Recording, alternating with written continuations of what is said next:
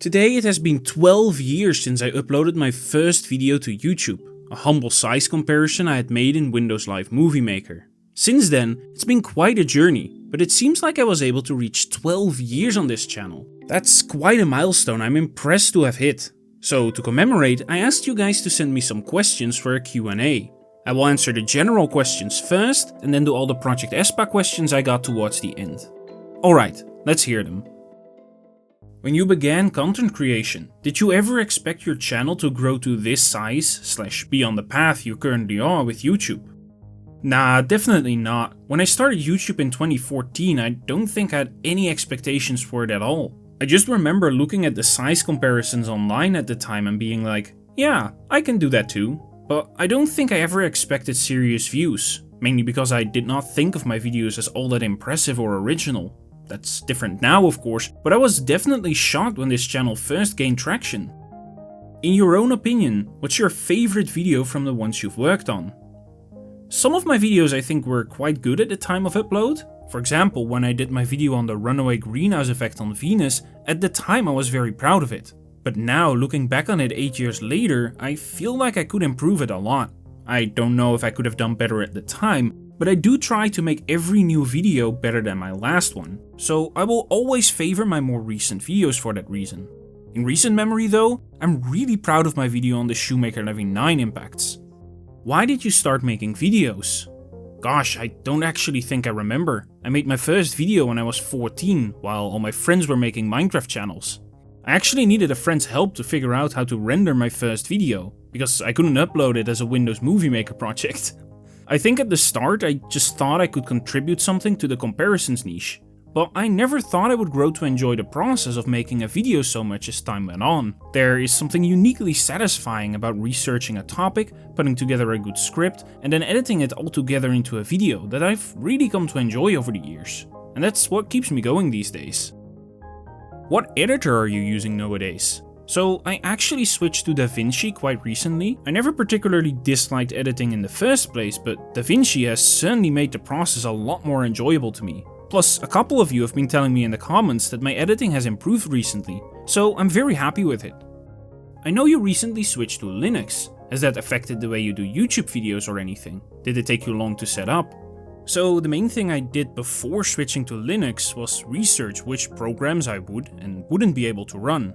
For my video creation process, I did have to switch out some programs for ones that run natively on Linux. The main one here was Premiere, which was no tears shed on my part, as it turns out that DaVinci is superior to Premiere in pretty much every conceivable way for me. I really love this editor.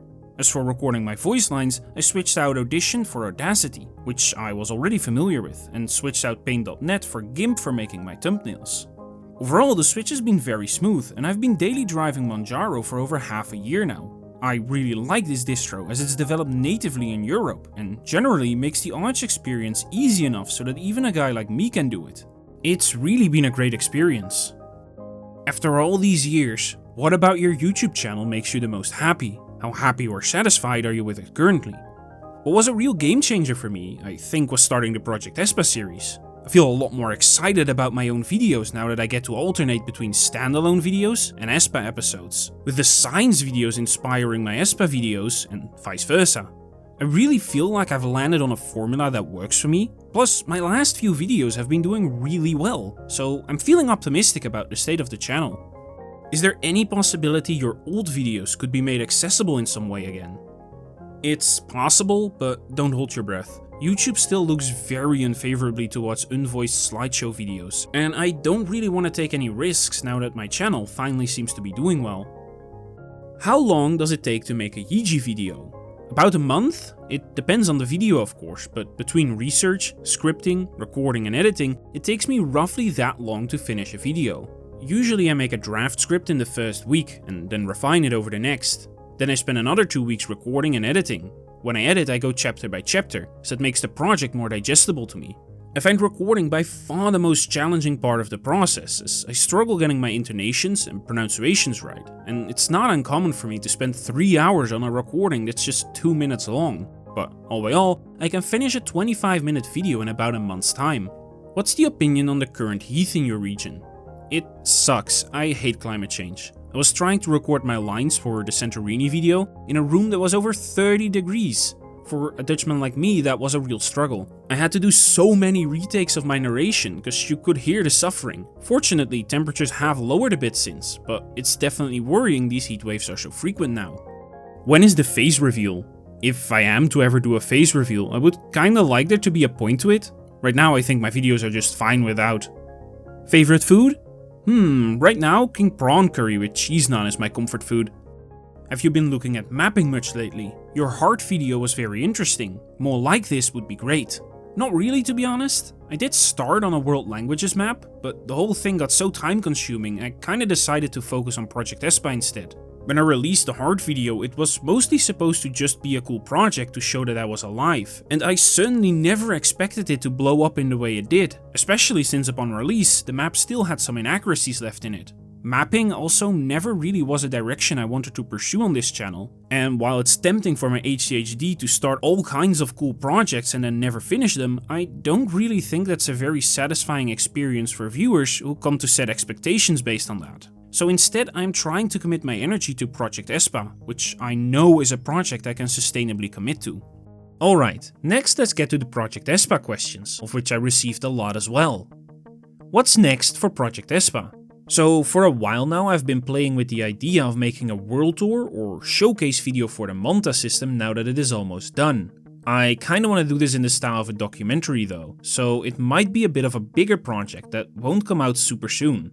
I've also mentioned my correction sheet a few times. It's about 3 pages long now, so maybe it is about time for me to do a revision/troubleshooting episode sometime soon as well, so that I'm all set to tackle the outer Ojoran system afterwards. Lots of things to look forward to. Do you see yourself taking Espa in other directions as you go, like incorporating the world building into a story or some other project in the future? Writing a story feels like the logical end goal, and I would really like to do that someday. I have some concepts in my head, but I'm not really sure yet how to put that all together in a way that tells an interesting and cohesive story. Right now I'm just having a lot of fun elaborating this system, and we haven't even gotten to Espa yet, so if a story does come from it, it will be somewhere down the line rather than anytime soon. Will you have life on your gas giants? I feel like adding life to too many worlds would oversaturate the system, so for that reason I'm only planning to add life to Tora and of course Espa. How advanced will Espa's life be? Will they have colonized the Ojoran system with different bases on each planet/moon, or do you have something else in mind? So without getting too much ahead of myself, I haven't gone to Espa in the series after all, but I kinda dislike the idea of Espa being a static setting.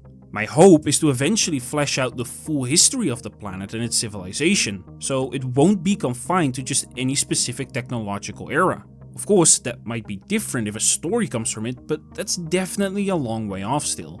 Does Tora's life change the albedo of the world they're on, making it slightly brighter in the sky of Espas? Probably yes, as the surface radiotrophs are known to change the color of the surface, it seems likely they would affect the albedo. By how much though, I can't begin to calculate. I also got a lot of Espa questions along the lines of, will you add X or Y to Espa? Maybe a bit of a disappointing answer, but I don't really want to reveal any future plans before I get to them in a video. Not just because that would be spoiling the project, but also because in a lot of these cases I genuinely have no idea yet what I will or won't add. I have been overhauling a lot of stuff in the project, so even for a lot of stuff from the old canon, I have no idea if I will include it still. Anyways, that was it for the questions. If I missed your question somehow, or if you want to ask any follow-ups, just drop them down in the comment section below, and I'll be down there trying my best to answer. I want to thank every one of you so much for allowing me to make videos for 12 years now. I would have never imagined that at the time I started.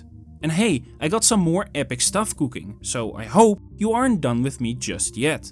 Once again, thank you all so much for this milestone, and I hope to see you again soon in my next video.